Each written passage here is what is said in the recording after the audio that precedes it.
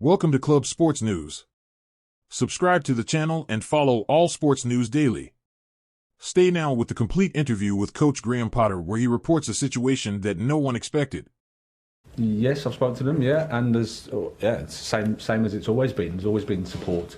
I mean, I've been under pressure here for 4 months from you guys, don't forget. So I've had constant, have you spoken to the owners and have you support? So that continues. They've been great, they've been brilliant. I think they also see where we're at the same time, frustrated because the results are where we are and we have to do better. And you've obviously delighted that they are going to give you that time and be patient. Winning over the fans is something else. How do you go about doing that to make sure it doesn't become an issue for the owners? Well, I mean, supporters, rightly so, are upset because we lose at home to Southampton, and supporters care. So when they're upset, they let their feelings known, and we expect that. You know, that's been naive of myself to think that that's not a fair response. I've had a lot of support from the supporters as well. And whilst everyone would agree that we're not happy with the current situation and the current position, there's a lot of people also that recognise where we're at and what's happened and what the challenges have been for us. So in the meantime, I know that I can't do anything now. There's nothing I can say that's going to make the supporters, if they are against us, with us. The solution is you have to win football matches. Sorry, mate, guys, just come out of a crisis meeting.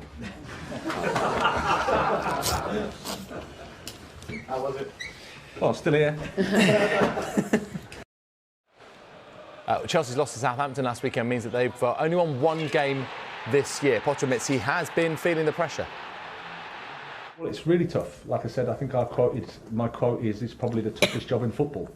That was a few weeks ago. And there are lots of factors for that. And again, if you just take the season, a suboptimal pre-season. Speaking to a couple of the experienced guys, sort of thought it was the worst pre-season they've had for different reasons. It's not to blame anybody, for different reasons that happened. What kind of reasons are they giving for that? I don't think I want to speak about that. I think it's more just organisationally, it was for different reasons. The tour didn't quite work as well as they'd like, etc., etc. I wasn't there, so I can't say. But that was that's the thing. And there's a manager change. We've had old players that have left, new players come in, manager change. I turn up in the middle of a Champions League, Saturday, Tuesday. We have pretty much the most unprecedented injury situation in that period in the Premier League. I think we played Newcastle before the break. We had no Kepa, no Reece James, no Chilwell, no Cucurella, no Fofana, no Kante, no Sterling, no Loftus-Cheek after 2 minutes, and no Azpilicueta. We lost 1-0. That was where we were at. World Cup. Then the club invest a lot of money in the squad, which does that to the pressure, does that to the expectation, and does that to the noise.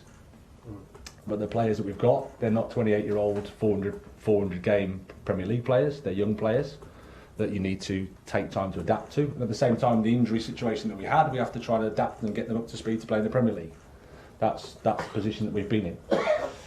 We thought we were making progress, and then we had a first half against Southampton, the third game in a week, returning from a Champions League game that was below par, and then the sky can fall in. That's essentially how I could also say these are some of the facts, inconvenient facts, if you just say, no, he's no use. But that's the situation.